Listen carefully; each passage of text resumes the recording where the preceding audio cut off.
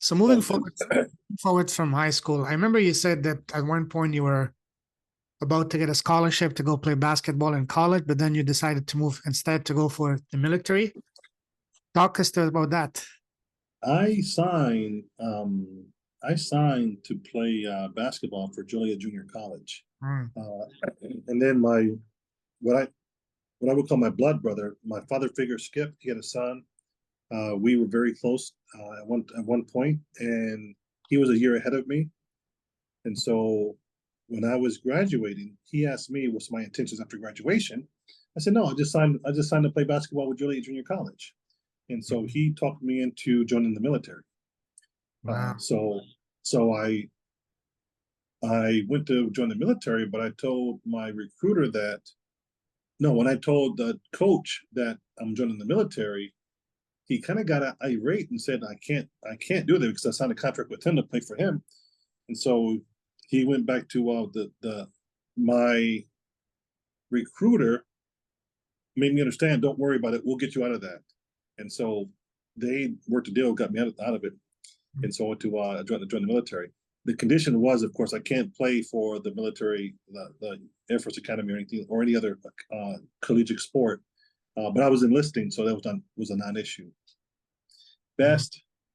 Best decision of my life. Yeah. Yeah. Tell us about the military. So you said you were deployed around the world. You were deployed, you said, in Afghanistan and Iraq. Oh, I think that's another story for another podcast. Yes. I served for 24 years in the Air Wow. Force, and I served in aviation operations, flying operations, and um, I'm going to a lot of different my every year because of some things that happened in the military. I used to go to this dark space, and Mm. I have to look at my old records, and that's when I realized that holy shit. Um, I did this campaign. I was in this conflict. I did this. I did that. Holy shit! Since 1989, 1990, 91, if there was something cooking military wise, I had my hands in it. So you did Uh, the first Iraq war, what is it, Operation Desert Hawk in the no, early. not Operation Desert Shield, Desert Storm. No, I just joined the military, and I was with a training. I was with the training organization. We were training pilots how to fly at that time, so I didn't get deployed for those. But Wow. Operation Northern Watch, anything after that, 92 and on, I had my hands on. Mm. And then one thing that's you were deployed in Afghanistan. How long were you so were you in Kabul or just around the country? I was in Afghanistan for a year. There was a year assignment. We got our organization got kicked out of Afghanistan. Um, we were asked to leave, but so Invited. Yes. I was in Afghanistan for a year. Did that for a year. Um, Were you mostly based in Kabul or just traveling around the country? yeah, that was my first embassy position Oh, was in okay. Kabul, but we did um, do some things around the region. Mhm. Anything you still remember from Afghanistan? Any highlights? Any? Yeah, there's some things. Mm. Um, I don't know that I'm ready to share Share whatever some of you those want. points Yeah. in Afghanistan. I'll tell you this goes along the lines of me cooking is that we would do one very good friend of mine there. He actually helped me through a very tough period in my life there. Um, we would do French toast Fridays where I would score some bacon from one of the mess halls, whatever, and come to his place and make a delicious French toast recipe that I have, and some bacon and just have a chat at the same fella's place. Me and one of our translators, interpreters, we went out down the back roads to some place to score some meat, and I had never had I've heard about it before, filet mignon. I've never had tenderloins before. And he brought, my job was to watch the car while he goes to this back road to wherever to in this open market that we were off. It was off limits. This is just it's just too dangerous.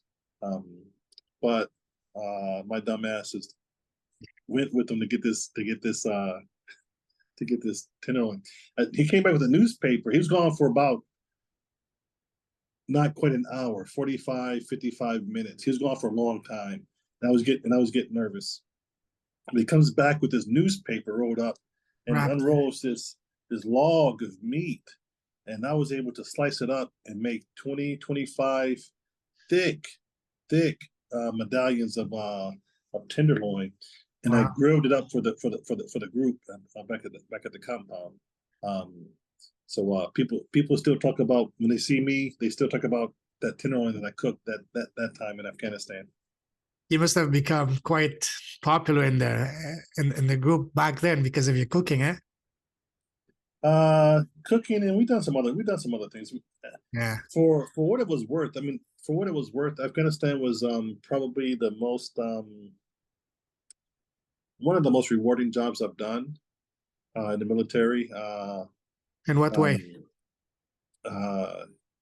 Feeling your sense of duty and patriotism. So I was able, we did a couple good things back there for the greater cause. But it was reflecting back on it now, those jobs that we do in the military is just it takes its toll. It's tough. Yeah. Were you dealing a lot with the locals? For the nature of our work, yes. Yeah. How did that go? How did you find locals to be? We were different. We were a different outfit. We were in plain clothes. We were not in military attire. So whatever jobs that we're doing were hands-on, and you can see the nature. You can see the fruits of that labor very quickly if you do it right. How do you like the Afghan food? Oh, loved it. I can't call. You told me, you asked me earlier what was the name of it, but I can't recall it. But one of the places, again, we weren't really supposed to be there, but they have some great food. But it got bombed shortly after we were going. Yeah, a lot of the street meats, the kofta kebabs and all this was just delicious.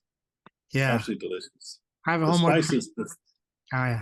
The spices that are used are just amazing. In the bread, yeah. Yeah, the bread, the rice, did you try dough? The drink with milk? Sorry, not milk, yogurt, crushed ice, crushed garlic, and what do you call it? Mint on top. This is a perfect drink to have on a hot afternoon day. It really makes you just want to sleep after that. Yeah. Powerful. Yeah. I had this. That wasn't one of my favorites. I always take it just to be social, but I'm not a big mint guy. So yeah. Yeah. Although I did drink a lot of mint tea in Turkey. Yes. Yeah. I have homework for you. Yeah, Found out if there is an Afghan restaurant in KL. When we come, I'll take you there. My treat. Okay. Yeah. Done. Yes, done. All right.